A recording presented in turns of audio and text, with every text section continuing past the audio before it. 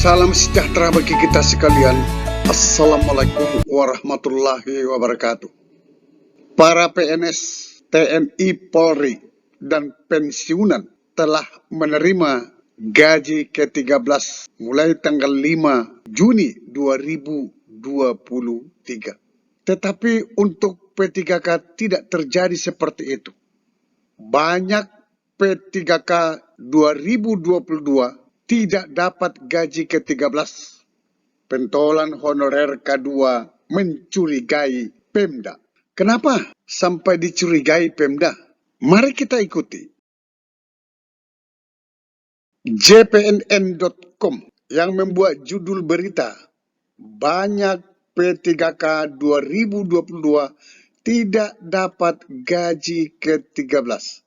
Pentolan honorer K2 mencurigai Pemda. Ini ditayang pada tanggal 10 Juni 2023. Banyak P3K tidak mendapatkan gaji ke-13. Penyebabnya karena rata-rata belum mendapatkan NI P3K maupun SK. Kalaupun sudah menerima SK P3K, tetapi surat pernyataan menjalankan tugas SPMT sengaja ditetapkan di atas tanggal 1 Juni.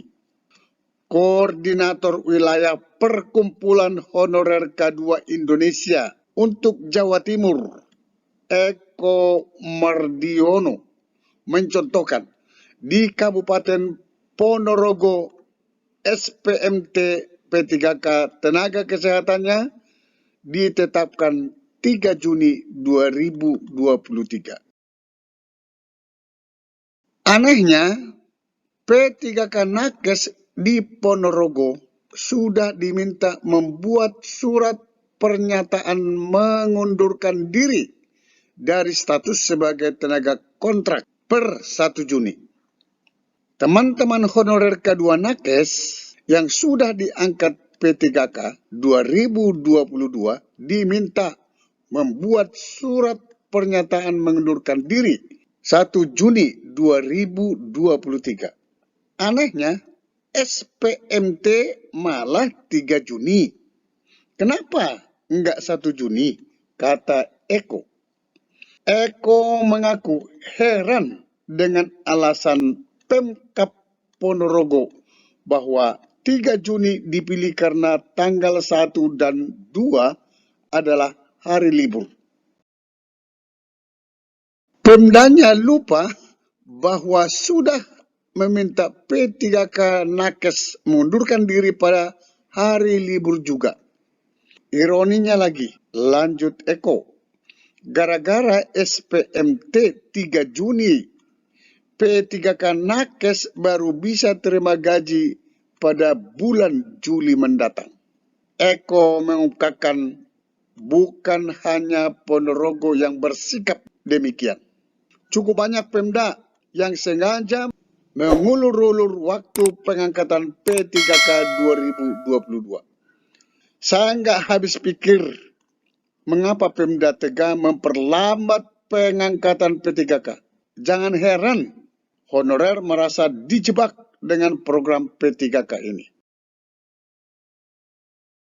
Dia menambahkan cukup banyak honorer yang mempertanyakan jatah gaji ke-13 untuk P3K 2022. Dialihkan kemana?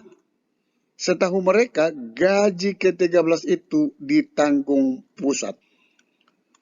Eko juga mengingatkan Pemda, jangan sampai anggaran P3K 2022 yang sudah dialokasikan pusat diselewengkan, sebab akibatnya bisa fatal.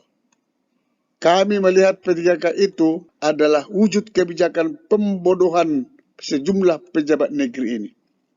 P3K bukan menyelesaikan honorer, tetapi malah menambah masalah baru. Politikus fraksi Partai Demokrat, Anita Yakoba Gah, pun beberapa kali dalam rapat kerja bersama Mendikbud Ristek Nadiem Makarim meminta Komisi Pemberantasan Korupsi KPK untuk menelusuri transfer dana P3K ini. Menurut Anita, ada penyimpangan yang dilakukan oleh Pemda terkait dana P3K ini. Itu setelah dia mengecek apakah benar ada transparansi gaji dan tunjangan P3K. Saya cek, memang ada transferan gaji dan tunjangan P3K. Tetapi, kenapa Pemda memperlambat pengangkatan guru honorer menjadi P3K? Ini harus ditelusuri KPK, tegasnya Anita. Fraksi Partai Demokrat terkait dengan masalah gaji P3K. Bu Anita dulu ya, kita beri kesempatan Bu Anita, silakan. Kemenkyu harusnya hadir hari ini dan katakan, jelaskan kepada kami Komisi 10 tentang dana-dana yang ditransfer ke daerah untuk membiayai P3K. Karena sampai hari ini ada puluhan ribu tenaga P3K yang belum diangkat karena pemerintah daerah mengatakan ketidakjelasan terhadap dana DAU. Dana DAU dikatakan sudah ditransfer, tetapi kenyataannya pemerintah daerah menggunakannya untuk kepentingan lain. Sebetulnya saya sangat disayangkan Menteri Keuangan tidak hadir hari ini. Padahal kita ingin bertanya, sebagai Menteri Keuangan dia punya tanggung jawab besar ketika mentransfer dana ke daerah dan dana itu tidak dipertanggungjawabkan oleh pemerintah daerah, baik gubernur maupun bupati. Terus apa yang dilakukan oleh Menteri Keuangan? Itu uang negara. Jangan sampai Menteri Keuangan tidak sengaja tidak hadir ke sini karena dia tidak mau menjelaskan sebetulnya siapa yang salah. Karena tanggung jawab Menteri Keuangan mentransfer dana ke daerah untuk P3K. Dan ketika P3K tidak dibayar, tidak diangkat, bahkan sampai hari ini ada P3K yang sudah lolos tapi belum mendapat gaji. Ada yang sudah dapat gaji tidak sesuai dengan peraturan pemerintah, bahwa 4.900.000 itu tidak diterima oleh P3K. Bahkan hanya 3 juta. Itu terjadi di lapangan. Oleh sebab itu pimpinan, saya berharap kita harus panggil Menteri Keuangan dan jelaskan kepada kita. Karena kalau tadi penjelasan Menteri Kemendiknas sudah sangat jelas. Sudah berapa kali surat menyurat, sudah berapa kali didorong. Tapi pemerintah daerah ini seakan-akan selalu pusatnya pusat ini siapa? Kementerian Pendidikan, Menpan RB, Mendagri atau Kemenkyu sekarang ini yang harus menjelaskan. Karena semua kalau tidak doang tidak mungkin jalan. Saya sendiri sangat menyesal pimpinan. Hari ini Ibu Menteri itu tidak datang, sangat disesalkan. Padahal kita bicara soal masalah masyarakat Indonesia. Apakah Ibu Menteri menganggap remeh masalah ini? Apakah Komisi 11 menganggap remeh masalah ini? Tidak bisa seperti itu. Kami juga di sini bicara soal masyarakat. Jadi jangan coba-coba menghalangi ketika kami mau bekerja untuk rakyat.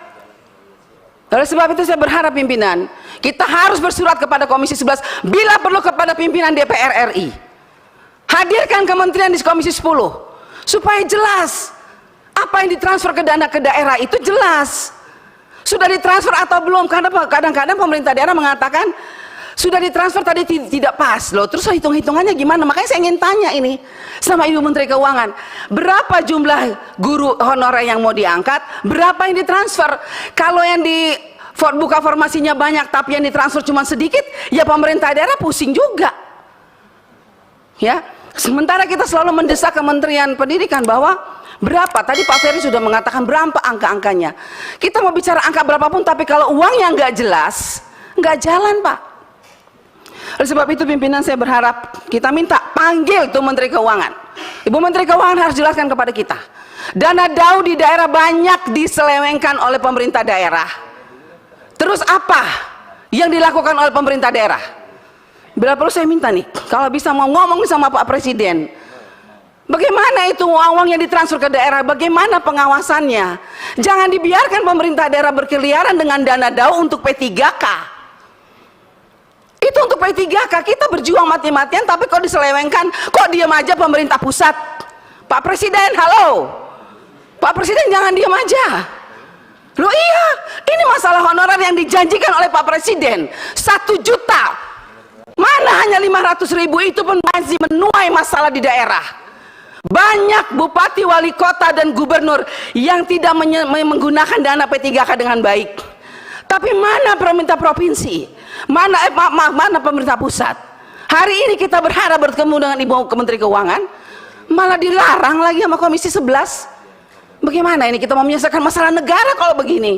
Sampai ketemu pada video berikutnya di channel ini. Jangan lupa dukung terus channel ini dengan cara klik subscribe, like, dan loncengnya. Semoga bermanfaat. Wassalamualaikum warahmatullahi wabarakatuh. Shalom.